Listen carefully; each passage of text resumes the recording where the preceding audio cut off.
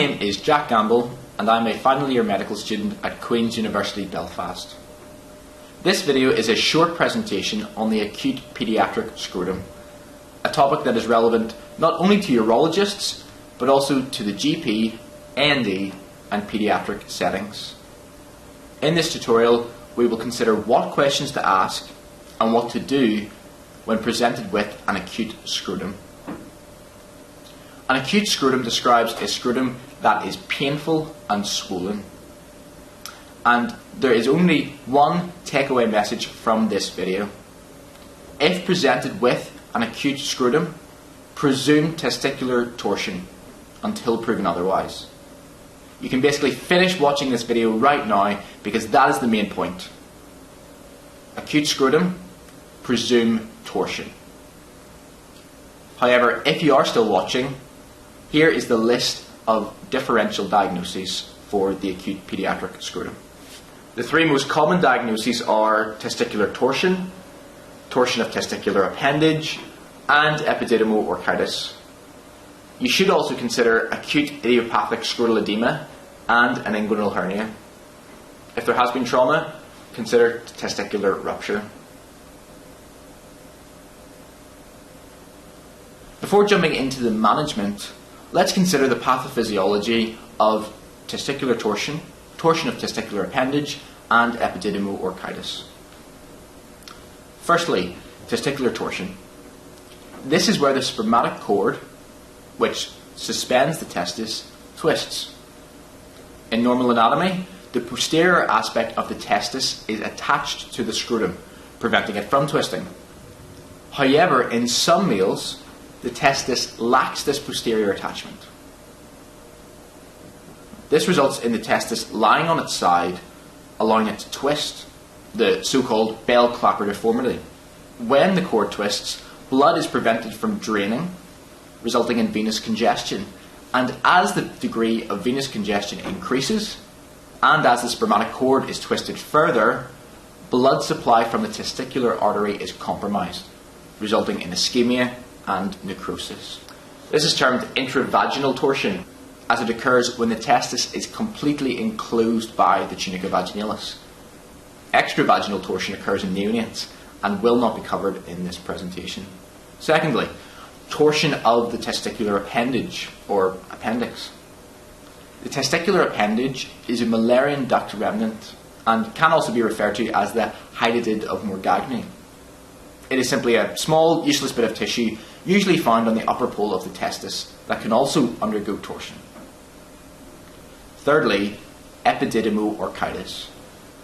Inflammation of the epididymis and or the testis may result in acute scrotal pain, and causes may be divided into bacterial, viral, and chemical. In young boys, bacterial Epididymo-Orchitis may be secondary to a UTI in the context of complex bladder issues, such as dysfunctional voiding, neuropathic bladder, or bladder surgery. E. coli is likely to be the causative organism. Mumps orchitis and retrograde flow of urine are viral and chemical causes respectively.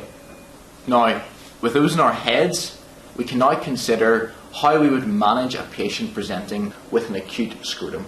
And as said before, the plan in our heads is to presume testicular torsion until proven otherwise. So let's now consider the history, examination, and relevant investigations. A common picture of testicular torsion is a peripubertal boy who has had a short history, minutes to hours, of severe scrotal pain. This may have occurred during physical exercise, but not necessarily, and commonly presents while sleeping. He may be nauseous and have vomited. He may have had on-off episodes of the pain, or the pain may be constant. If you ask mum, he may have had similar episodes in the past, with the cord twisting and then spontaneously untwisting. Torsion is also an important differential if the chief complaint is abdominal pain or groin pain, as this may be referred. This is because the testes begin their life as retroperitoneal structures on the posterior abdominal wall. In spite of the small size of the testicular appendage, it can produce symptoms just as severe as a testicular torsion. Therefore, the history may be indistinguishable from a testicular torsion history.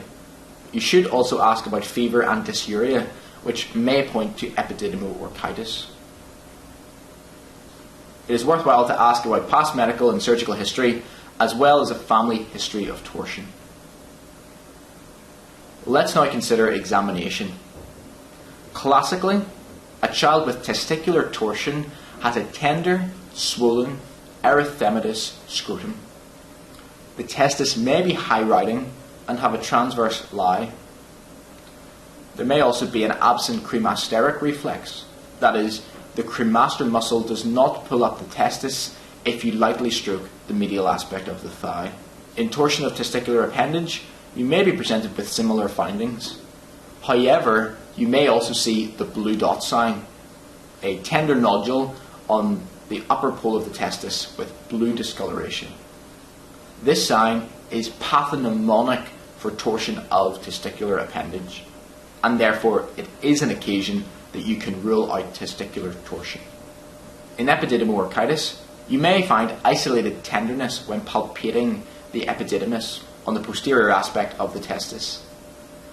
However, this would not be enough to rule out testicular torsion. With regards to investigations, you should always dipstick the urine. The presence of leukocytes, nitrites, and blood confirms a UTI. This is another instance in which you could rule out testicular torsion in favour of the diagnosis of Epididymo-Orchitis. Now, without labouring the point, the most important thing to do is to presume testicular torsion until proven otherwise. Unless you see a convincing blue dot sign or the urine is positive, you should not delay in contacting urology and getting the child to theatre for surgical exploration. The outcome of a torsion depends on the length of ischemia and the degree of torsion, and viability is severely affected after only 4 hours of ischemia. For this reason, ultrasound is not appropriate, as it simply delays precious time. If torsion has not been ruled out, the child is taken to theatre and the scrotum is surgically explored. If torsion is present, it is untwisted and a sutureless dartos pouch fixation is performed to prevent future torsion. In addition, the contralateral testis is also fixed in a dartos pouch, as the anatomical anomaly is usually bilateral. If the torsion is not reversed in time and the testis is necrotic, the patient will require an orchidectomy. Let's say you get to theatre and there's no sign of testicular torsion. Or perhaps you find a convincing blue dot sign on examination. In these cases, the surgeon would simply excise the appendage and leave the contralateral testis alone. In the case of bacterial Epididymo-Orchitis, antibiotic treatment will differ depending on the causative organism. It is then a case of bed rest, supportive underwear, and adequate analgesia. In conclusion, the only important thing to take away is that when presented with an acute paediatric scrotum, you must presume testicular torsion until proven otherwise. It would be well worth your time to review some of the typical features of differentials not mentioned in this presentation, as well as looking over some of the relevant anatomy. But the main thing is the main thing is the main thing. A boy with acute testicular pain and swelling requires careful assessment and prompt referral. Thank you very much for watching.